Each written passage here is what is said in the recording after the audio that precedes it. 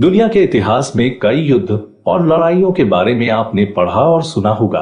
भारतीय इतिहास में भी कई युद्ध लड़े गए हैं, जिनके बारे में कई कहानियां प्रचलित हैं। इनमें अधिकतर जंग दूसरे राज्यों पर कब्जे को लेकर हुई है। लेकिन 1644 ईस्वी में एक युद्ध सिर्फ एक तरबूज के लिए लड़ा गया था। आज से करीब 376 साल पहले हुई इस जंग में हजारों सैनिकों की मौत हुई थी। दोस्तों, दुनिया की यह पहली जंग है जो सिर्फ एक फल के लिए लड़ी गई थी। इतिहास में यह युद्ध मतीरे की राड़ के नाम से दर्ज है।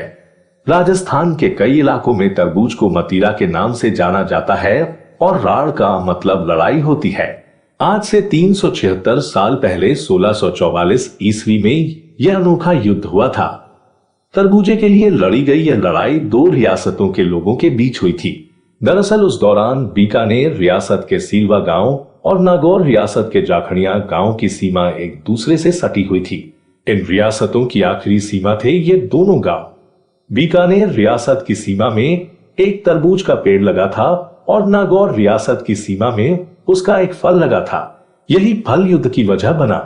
सीलवा गांव के निवासियों का कहना था कि पेड़ उनके यहाँ लगा है तो फल पर उनका अधिकार है, तो वहीं नागौर रियासत में लोगों का कहना था कि फल उनकी सीमा में लगा है तो ये उनका है।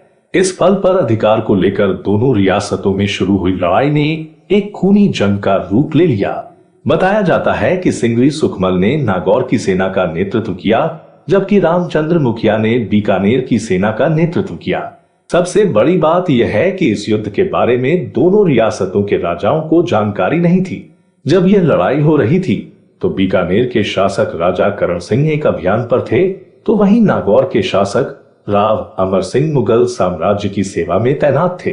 मुगल साम्राज्य की अधीनता को इन दोनों राजाओं ने स्वीकार कर लिया था।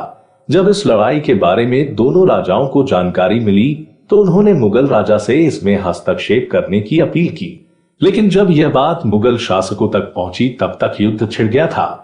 इस युद्ध में बीकानेर रियासत की जीत हुई थी, लेकिन बताया जाता है कि दोनों तरफ से हजारों सैनिकों की मौत हुई थी।